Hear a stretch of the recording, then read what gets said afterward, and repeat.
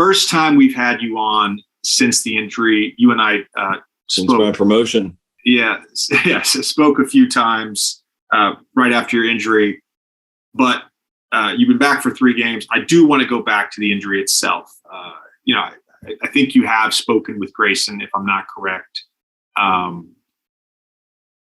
That feeling of being suspended in the air, and I never jumped as high as you, but how would you describe to just a casual basketball player that doesn't have your vertical leap, what that feeling is like of getting knocked out of the air after jumping off one leg going for a dunk? Yeah, well, so just statement of fact to make sure that we're accurate with our history here. I never actually had a conversation with him, or a text or phone call, so that's still kind of up in the air. Pass is a pass, is what it is. Don't really expect one, but as far as the play, man, just routine fast break. I think Io throws it to me, and I'm going to load up to dunk, and then there's always the sense of like going up and like you get fouled in the air, you fall. It's normal in basketball. But then there was like once you get to a certain like plain old degree, there's like a small sense of panic because it's just like you're out of control. Like there's no control in what happens now. And I try to do my best because I fall a lot, always falling a lot of, not putting my hand down and bracing my hand. Cause I actually fractured my left wrist in high school, kind of doing the same thing. I think it was off a charge though. Some kid just like ran me over and I put my hands down and I had kind of the same like hairline fracture in my wrist. But yeah, man, just a slight sense of panic, because you don't know when it's going to end. You don't really know where you are. And then eventually, you have the nice little thud on the ground, which, you never win those battles. Did you know that it was broken that night?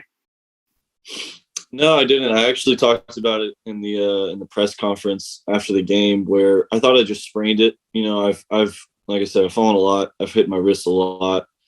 I finished the game. I taped it up, finished the game. I was obviously really stiff and sore during the game, but there's so much adrenaline going on. It was my second game back after missing like 3 or 4 weeks with a foot injury and then COVID. So like I was trying to play basketball on, regardless of any setback. And it's against the Bucks, right? Big game, big Eastern Conference matchup. We were already kind of shorthanded, so I was trying to play. But no, I felt pretty good, relatively speaking. Next morning, though, I woke up. We flew to Orlando that night. Woke up the next morning, couldn't pick up the toothbrush to brush my teeth. Couldn't like put body wash on my like left side of my body. I was like, all right, there's probably something wrong with my wrist. We talked about this with you a little bit, but I mean, you've had a great season on the court. The team's obviously had a great year, but you've also been a little snake bit. I mean, the COVID thing was rough for you comparatively, even to the rest of your team, and you've had a little of these things. So, like mentally, when you got the news, what's your like bounce back mechanism? How do you not keep yourself from kind of getting too down? Yeah, no, I for sure was. I mean, when like I can still remember the phone call after the doc called me. Our team doc calls me, Doc Cole, and it's never good when the first thing they say isn't everything's fine. Like you can usually tell by like the tone and the mood of the conversation that something's wrong. But yeah, first couple of days, man, I was pretty bummed out. I was also just really nervous about surgery because I've never had surgery before. Never been gone under the knife, so like that for me was a whole new experience. And then really just, not being able to use my wrist, you just kind of feel helpless for a couple of days. But I try to do my best, man.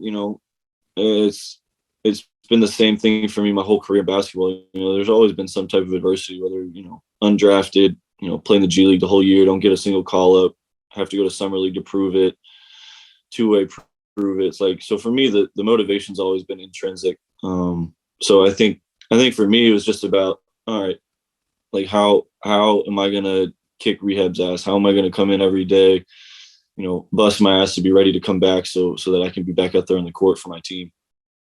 What was the initial prognosis in terms of the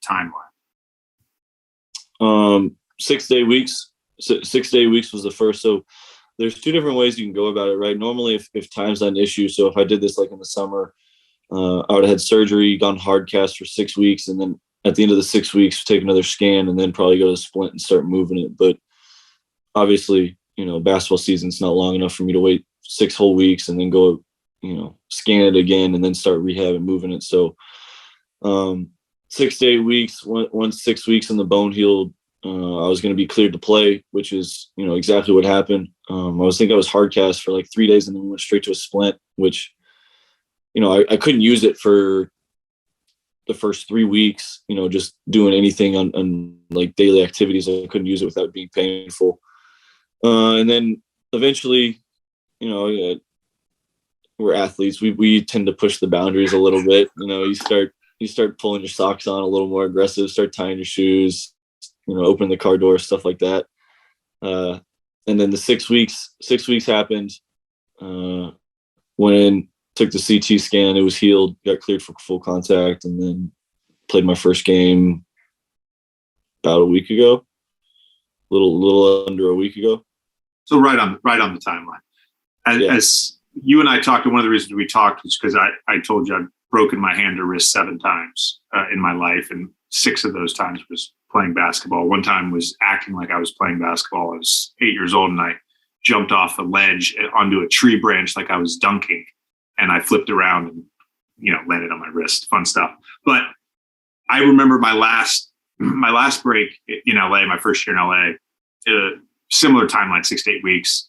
I was in a soft splint for a hard cast for 3 weeks, and I went into a soft splint. Those 3 weeks before I played, the rehab required when you're in season to get that wrist mobile again, to get your strength back, was probably one of the most excruciating things that I've had to go through as an athlete. Yeah, I mean, I'm still, I'm cleared to play and I'm playing, but I'm not 100%. You couldn't expect to be after 6 weeks. There's rehab that goes with it. There's, like you said, getting the strength back. I didn't shoot a basketball. I didn't dribble a basketball for 5.5 weeks. And then you come back in and expect to be, shooting 30 footers. It's not realistic. I think like the progress I made was like the first day I was allowed to touch a basketball. I shot 50 form shots and I was like, it's way too like painful. I can't do any more. And then like a week later I could shoot, corner threes.